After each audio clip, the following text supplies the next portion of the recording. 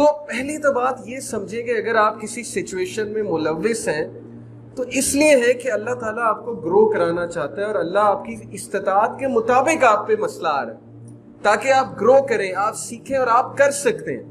تو یہ جو اندر کی آواز ہے نا، میں نہیں کر سکتا، اور میں مطلب ختم ہو چکا ہوں، اور ڈپریشن میں چلے جانا اور اپنے آپ کو بہت کوسنا، اپنی سیلف امیج ہی اچھی نہ رکھنا، یہ ایک اچھا رویہ نہیں ہے۔ انفیکٹ یہ شیطان کی طرف سے، شیطان کیا کرتا ہے، مومن کا کتنا دشمن ہے، مسلمان کا اور انسان کا۔ سب سے پہلے وہ گناہ کراتا ہے، گناہ کرانے کے بعد آپ کو ایسے ریگریٹ میں بھیجتا ہے، آپ اتنا زیادہ غم میں چلے آتے ہیں، اور اس کے بعد آپ بالکل ٹھپ ہو جاتے ہیں۔ حالانکہ نبی اکرم صلی اللہ علیہ وسلم نے کہا کہ ایک گناہ والے عمل کو اچھائی والے عمل سے ریپلیس کرو، بات ختم۔ اتنا زیادہ ریگریٹ میں مت جاؤ کہ بالکل ہی ٹھپ ہو جاؤ، بالکل ہی بیٹھ جاؤ اور گیو اپ کر دو۔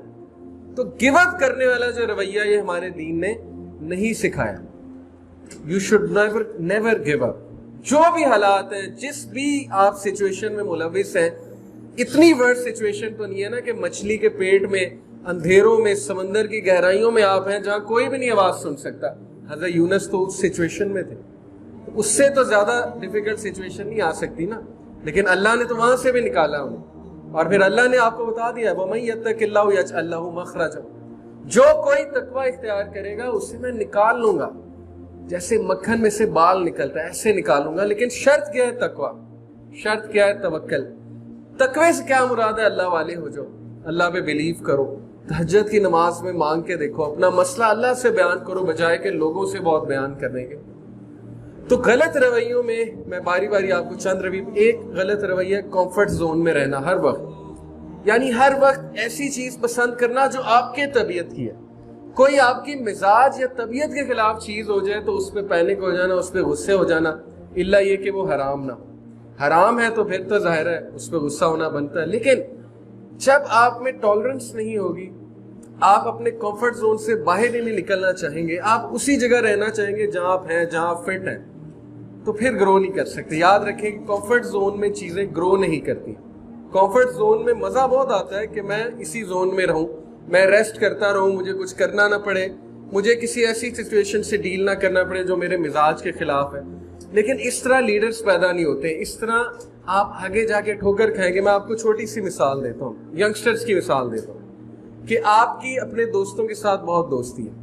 اب آپ کو آپ کے ماں باپ تھوڑا سا کمفرٹ زون سے نکالنے کی کوشش کرتے ہیں کہ یار اس کو چلو اب کسی اور سکول میں کراتے ہیں کیونکہ وہ سکول زیادہ اچھا ہے، یا اس کو کسی کالج میں کراتے ہیں، وہ زیادہ اچھا کالج ہے اس کے کیریئر کے حوالے سے۔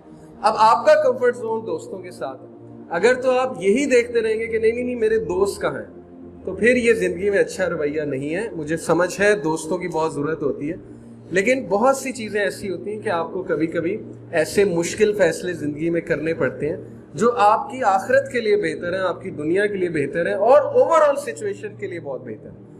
وہ اشفاق احمد ایک ماشاءاللہ بہت بڑے ادیب گزرے، انہوں نے کہا کہ میں نے اپنے پوتے کو گود میں اٹھایا ہوا تھا، اور وہ میں اسے کھڑکی کے باہر دکھا رہا کہ بیٹے دیکھ کتنا اچھا موسم ہے، کتنی گرینری ہے، کتنے پھول ہیں، بارش ہو رہی تھی۔ کہتے ہیں اس کی نظر کھڑکی کے ایک ہی سپاٹ پہ جمی اور وہ اسی کو دیکھی جا رہا اور ڈری جا رہا۔ تو میں نے کہا تم باہر کیوں نہیں دیکھ رہے ہو، تم کھڑکی کے ایک ہی طرف دیکھ رہے ہو؟ تو کہتے ہیں میں نے غور کیا تو وہاں کھڑکی پہ ایک مری ہوئی مکھی جو ہے وہ جمی ہے، ایک مری ہوئی مکھی یا مچھر۔ تو میں نے اس کہا کہ بیٹے تمہیں وہ نظر آ رہی، تمہیں باہر کی سچویشن نظر نہیں آ رہی؟ اس نے کہا نہیں مجھے بتائیں یہ کیا ہے۔ تو انہوں نے کہا اس بچے نے مجھے ایک بات سکھائی کہ ہم بھی زندگی میں کبھی کبھی ان چیزوں کو دیکھ رہے ہوتے ہیں جو مسئلے ہیں، ان چیزوں کو دیکھ ہی نہیں رہے ہوتے جو نعمتیں ہیں۔